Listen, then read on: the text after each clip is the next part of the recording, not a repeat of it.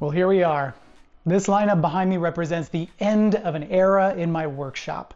4 Bambu Lab H2D printers now sit behind me, 3 of the standard model and 1 laser edition. And if you're wondering, yes, these are my new primary workhorses. My X1C, P1S, A1, even the 2 Creality K2 Plus printers that I've reviewed previously on the channel, sold off. Not because those machines weren't solid, they got me this far. And not because I'm some Bambu fanboy. I purchased all 4 of these units myself. But because the H2D finally checks nearly every box for my business: speed, reliability, size, and efficiency. But, and this is key, there's nuance here. These printers aren't perfect.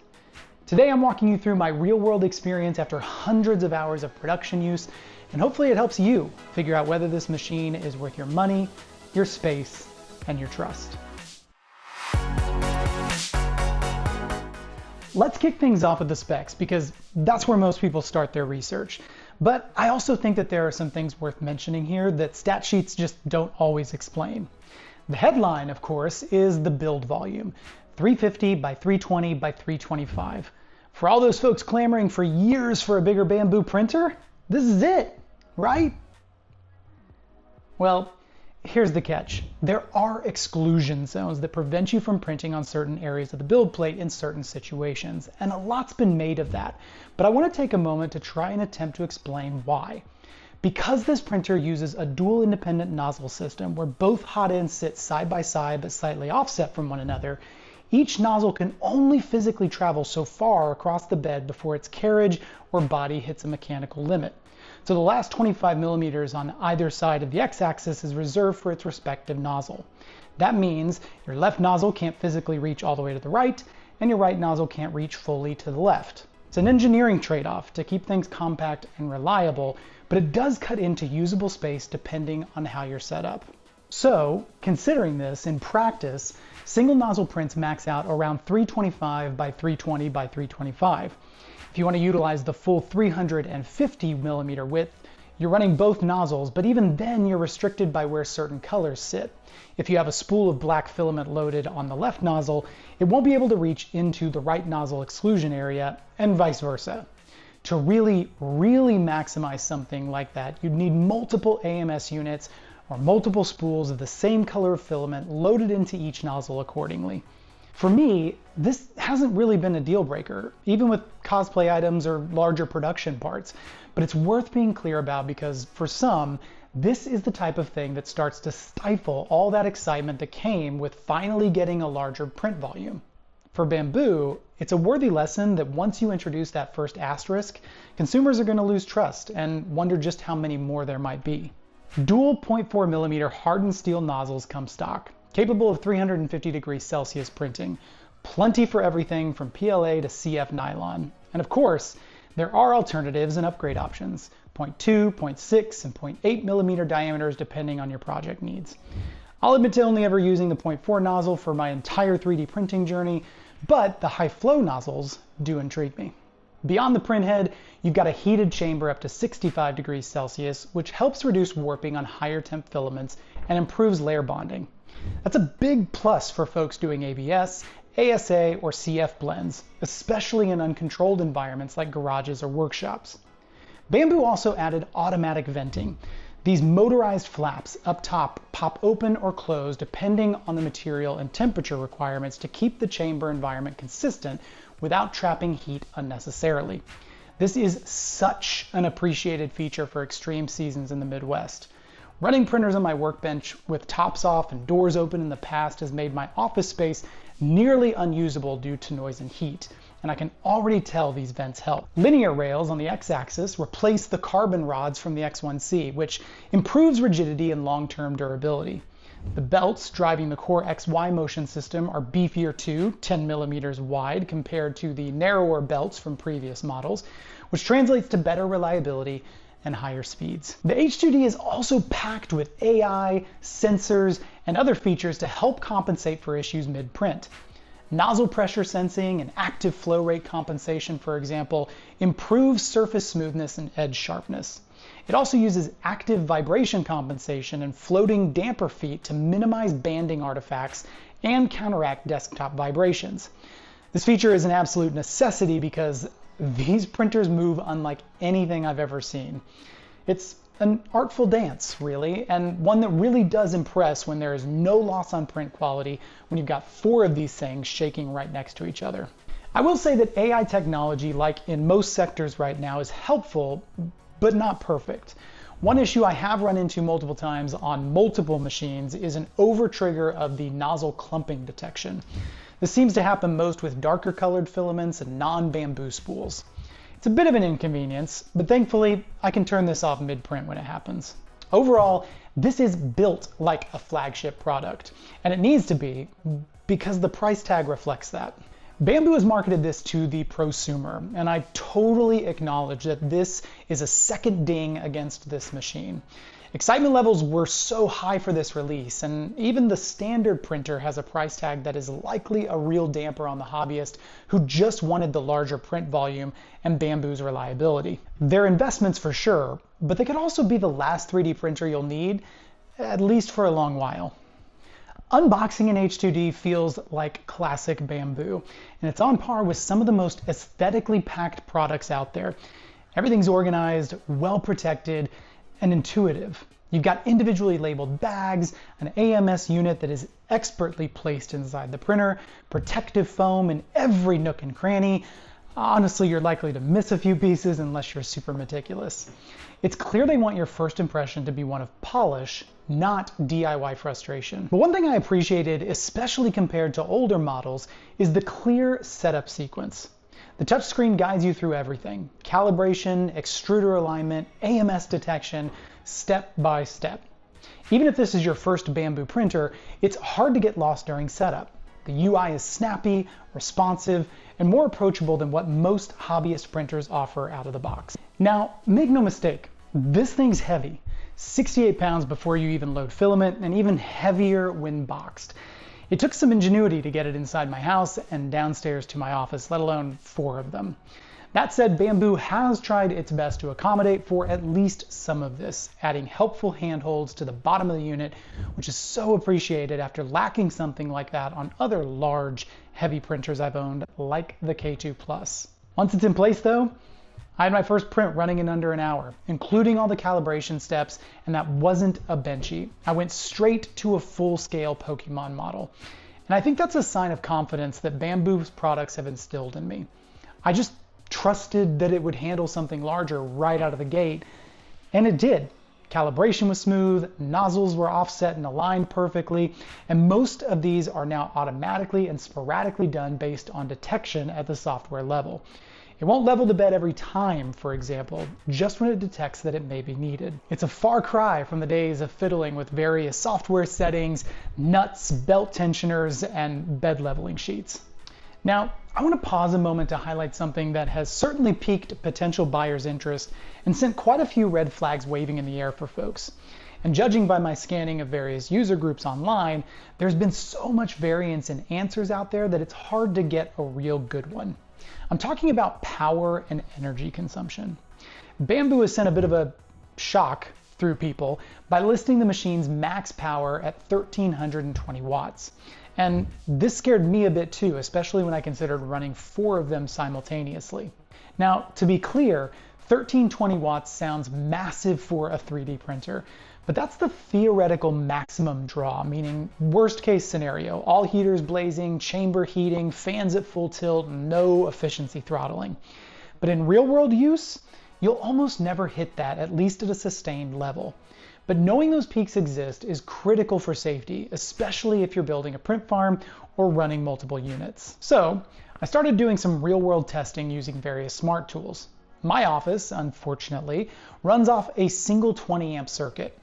Every darn outlet in this room draws from it, including my 3D printing workbench. I installed a couple of things to help me monitor: a smart 20 amp outlet and heavy duty power strips that are also rated at 20 amps. Ready for the good news? Using the app for the smart outlet, I was able to determine that each H2D averages around 150 to 200 watts during printing. Not bad, considering the size and performance. This is right on par with other printers out there. It's comparable to my old K2 Plus units and even slightly more efficient than some older open frame machines that rely heavily on heated beds to maintain print quality. The bad news is that you do have to pay attention to initial print startup. Boot sequences and heating spikes can hit about that 1500 watt mark. That spike comes from simultaneous heating of the build plate, the nozzles, and the chamber, plus fan ramp up. If you're just running one machine, no big deal, but stack 3 or 4 of these together and you're suddenly flirting with circuit capacity. This is still well under the load of a 20 amp circuit, but not if you try to start multiple printers at the same time. This peak only lasts for about 30 to 45 seconds before tapering back down. So if you plan to run multiple like I do, it just means that you have to stagger your start times. Inconvenience? Sure, but not one I'm going to waste much time complaining about. Even when all 4 are running, I'm not drawing much. The most stress on the circuit comes when I start the 4th printer with the other 3 running. After those first few minutes or so, total system draw across all 4 units settles back down comfortably into the 800 to 900 watt range. Totally manageable for most home office circuits. Just be smart, monitor your setup, and stagger those startups. Okay, let's move on to print experience. Well, first, a bit of a complaint on filament loading. On the right nozzle with the AMS, easy peasy. On the left side with the manual load, bit of a pain, especially if you have these against a wall or butted up to another one sitting right next to it.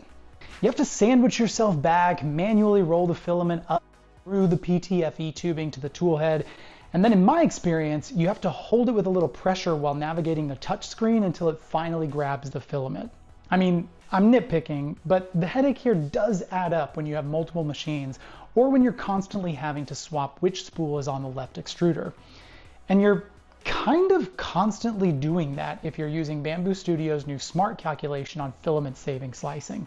More on that later, but ultimately the solve for this is to either put a second AMS on the left nozzle or, in my case, an AMS HT, especially on the printers where this spot is particularly tricky to get to, like on the printers I have on the bottom shelf of my bench. And side note, that AMS HT upgrade, absolute game changer if you're running trickier materials like TPU. It keeps things dry, minimizes jams, and eliminates a lot of that frustration with left side filament swapping altogether. Now, contrary to that, one thing I love, the wiping mechanism on the H2D is leagues better than older models. Less buildup, more reliable purge cycles, especially during bicolor prints. As my X1C and P1S units aged, I would have constant pileups at the wiper area and backup in the waste chute. Now, time will tell on how these consumables hold up on the H2D, but after hours and hours of prints, they're still performing as expected on all of my machines. Uniquely though, the nozzle boots do seem to accumulate stray stringing and fuzz over time. Routine cleaning keeps it from becoming an issue, but it's an area where Bambu could iterate. Otherwise, the internals feel rock solid. It's a fun watch to see the print head switch nozzles, and Bambu has also factored in the smallest of convenience details, like removing any sort of a lip at the front of the base, making it easier to wipe out waste that catches on the bottom of the printer. This was a pesky nuisance in older models. Adhesion out of the box is also excellent. Bambu has really set a standard here, as you could rock and roll with their standard textured PEI plate and be perfectly happy with how things stick. And oddly, that's not something other 3D printer manufacturers can confidently and consistently claim. We've all had those horror stories, whether it's a failed first layer, halfway through an overnight print a big failure, or spending way too much time scrubbing glue stick or whatever off a build surface just to keep prints stuck down. The plate works well for PLA, PETG, and higher temp materials, but I've been running cryo grip plates. Call me a creature of habit, I guess. Even though the stock plate performed well for me, I like the extra peace of mind that these cool plates provide. If you followed my other content, you know how much I lean on the cryo grip for that set it and forget it feeling. Especially on cosplay items or larger prints, I just don't want to babysit adhesion mid-print. And with the H2D's increased build volume, I've noticed that confidence in bed adhesion becomes even more critical. The larger the footprint, the more susceptible a project is to environmental factors like drafts or uneven temperatures. CryoGrip helps remove that variable entirely. I will say, if you're sticking with stock, I think regular cleaning is probably key here. IPA wipe downs between prints go a long way in maintaining consistency, but overall, adhesion on this printer meets and arguably exceeds the expectations I had going in. Okay, Nick, we're like 10 minutes into this video and you haven't talked at all about the actual print quality. Thanks for hanging. Let's dive into that, because honestly, no matter how flashy the features, this trumps everything when choosing a printer. Overall, the H2D delivers. My prints, cosplay helmets, articulated figures, display props, they all come off clean, dimensionally accurate, and with minimal tuning. I haven't found myself chasing settings or endlessly tweaking slicer profiles the way I had to with some of my older printers, especially on bigger and more intricate parts. For most people, that plug-and-play reliability is what keeps Bambu in such high regard, and the H2D keeps that trend going. And I totally get that a lot of that is a credit to Bambu's studio software in addition to the printer itself. All told, I've had one notable hiccup across all my machines. A little Z-seam blobbing issue along a sloped edge of a print. It made it turn out all scratchy looking. But it turns out that was ambient heat stacking up in the office.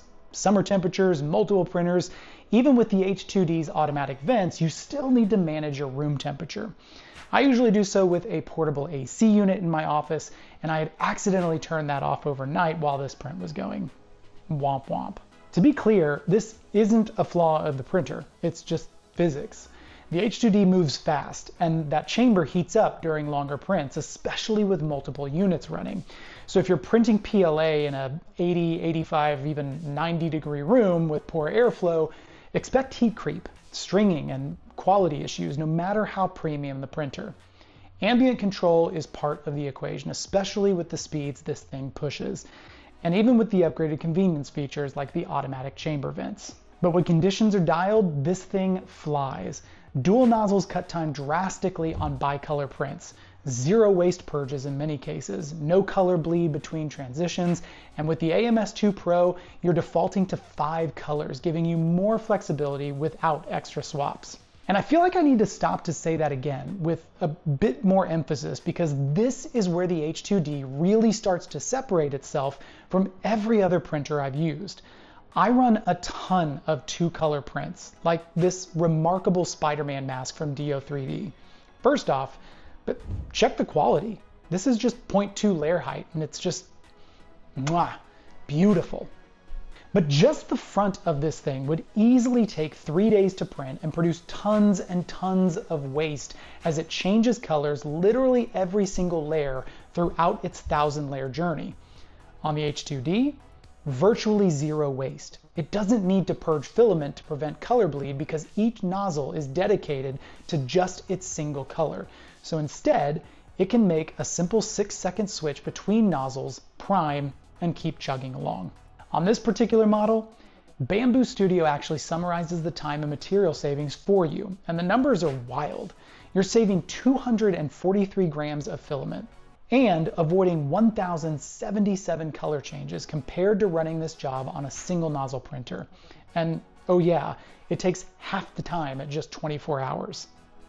Whoa. That's been my consistent takeaway so far. The H2D isn't just capable of good print quality, it's doing it with less waste, less guesswork, and less downtime.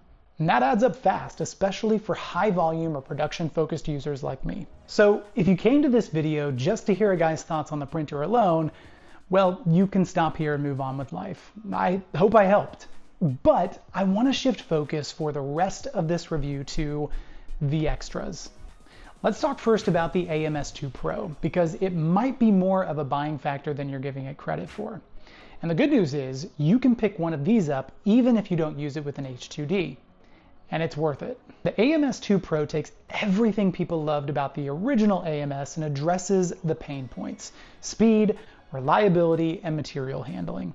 For starters, the new version uses stronger servo-driven motors, meaning filament feeding and retraction happens faster and more consistently. On my old X1C and P1S, I can't tell you how many times I'd have that dreaded failed to retract or failed to feed or motor overloaded message pop up mid-swap. I'm not fond of the memories of babysitting a print every single color swap just to get it to the finish line. With the AMS2 Pro, Those headaches are virtually gone. I've had a single issue with motor overload, but was able to isolate it to a single random spool of filament that was nearly depleted. Another huge upgrade is the built-in active filament drying. The AMS2 Pro can heat up to 65 degrees Celsius, keeping sensitive materials like nylon, PETG, and CF composites dry, which directly impacts print quality. And it's a closed loop system. There are vents that manage airflow and humidity levels inside the AMS. There is a caveat here, as the unit cannot dry while printing, and that's a real bummer since I can do this on other multi-material systems like the Ace Pro on my Anycubic Cobra 3 Max. That alone makes the entire heater experience a bit of a disappointment for me since I keep these printers running 24/7. I rarely, if ever, have downtime between prints to run a drying session in an AMS. What would be a nice enhancement is if Bambu built in some sort of automatic trigger where it turned on drying once it detected that a print completed. That would be helpful for when prints finish in the middle of the night at least. You also get improved accessibility for maintenance, and this is huge. I love that they expose the PTFE tubing and routing under each spool slot, so if you ever get a jam, broken filament, or just need to do a quick clear out, you're not disassembling half the unit. It's all right there. Filament management has also stepped up. The new ceramic inlet design is way more resistant to abrasion from carbon fiber and glass-filled filaments, so you can push those high-performance materials with confidence. Plus, the entire AMS communicates seamlessly with Bambu Studio. The software recognizes what's loaded, tracks remaining filament, and intelligently assigns colors or materials based on your slicing settings. And as mentioned, even folks with older X1Cs or P1S units can upgrade to the AMS2 Pro. So if you're on the fence about switching to an H2D entirely, this might be your stepping stone to testing Bambu's newer tech first. Finally, let's talk about the extra tools afforded you if you opt for the laser version of the H2D. Now, a lot has been made and said about the practicality of these features, especially the laser. Is it really smart to package everything in an all-in-one machine, or should you let these tools be separate? Well, I don't really know that I have an answer to that, other than to say everyone should evaluate their own use case.